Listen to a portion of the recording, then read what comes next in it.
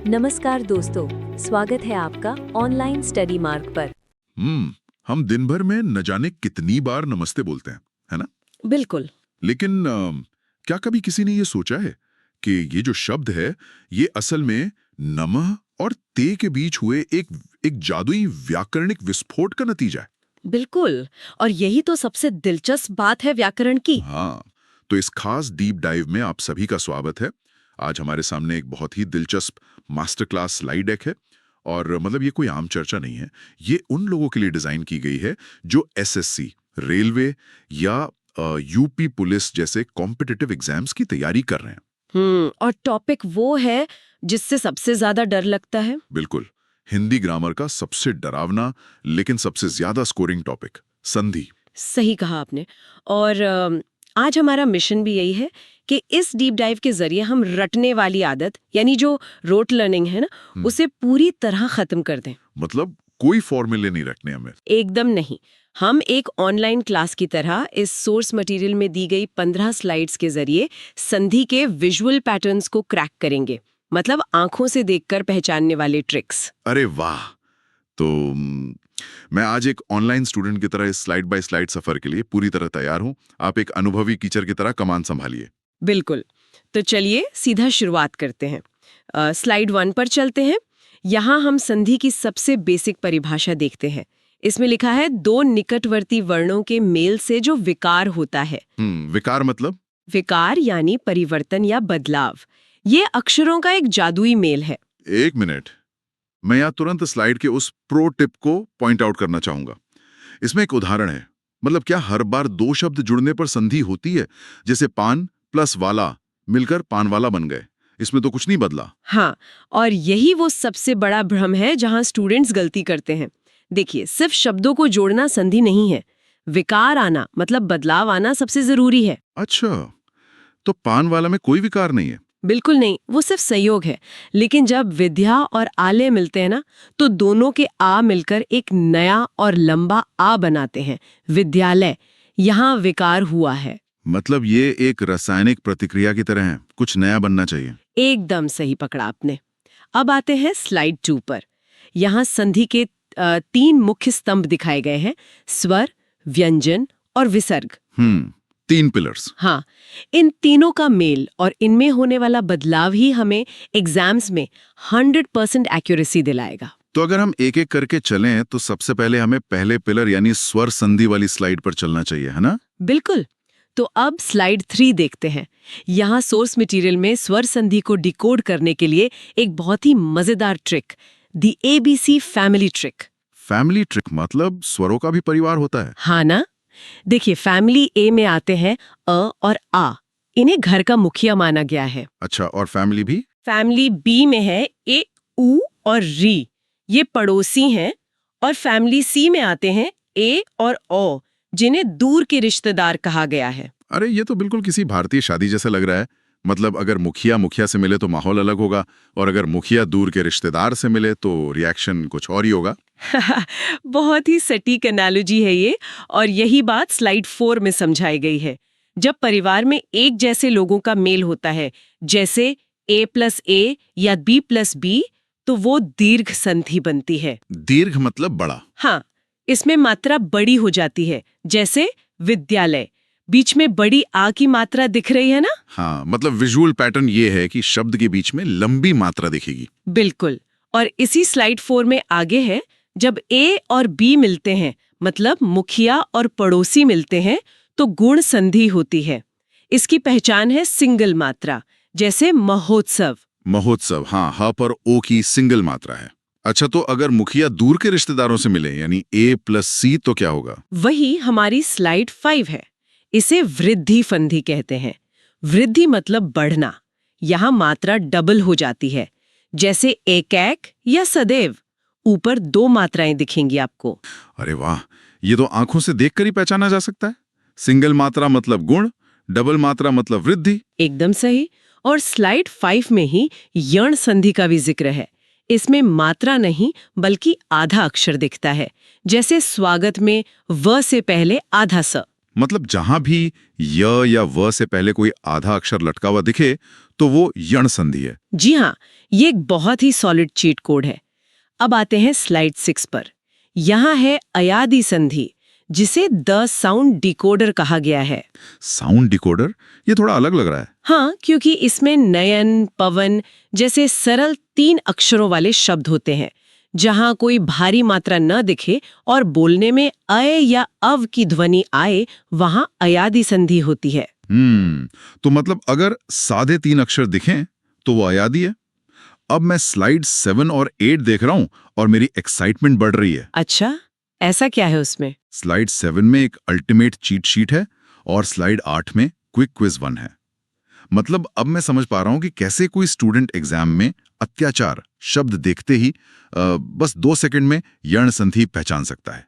बिल्कुल, कैसे पहचानेगा? क्योंकि य से पहले आधा त आ गया है, सीधा विजुअल पैटर्न। परफेक्ट, आपने तो स्वर संधि को पूरी तरह क्रैक कर लिया। हाँ यार, स्वर संधि के ये विजुअल ट्रिक्स तो सच में कमाल के हैं।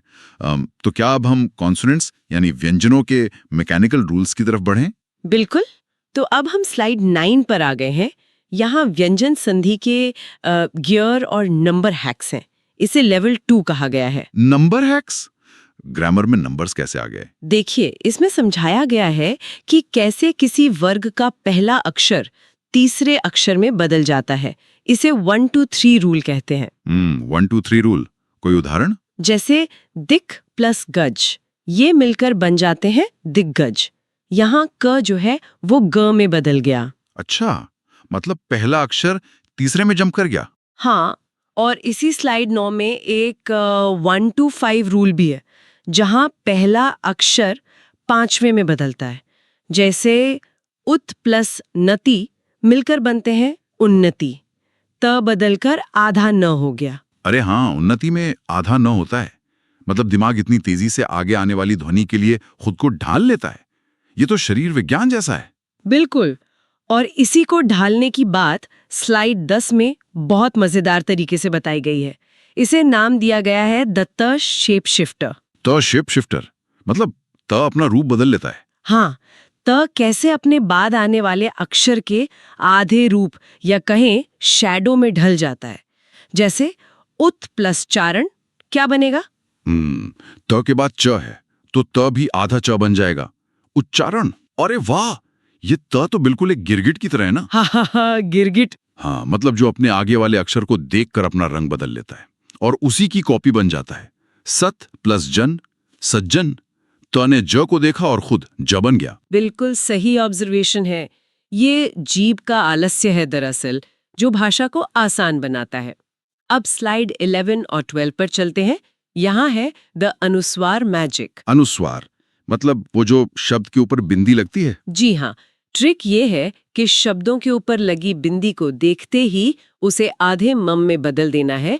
जैसे संवाद का विच्छेद होगा सम प्लस वाद। अरे ये तो बहुत ही सिंपल है। मतलब मुझे स्लाइड 12 का जो क्विक क्विज 2 है ना, उसमें संसार शब्द दिख रहा है। तो क्या होगा संसार का विच्छेद?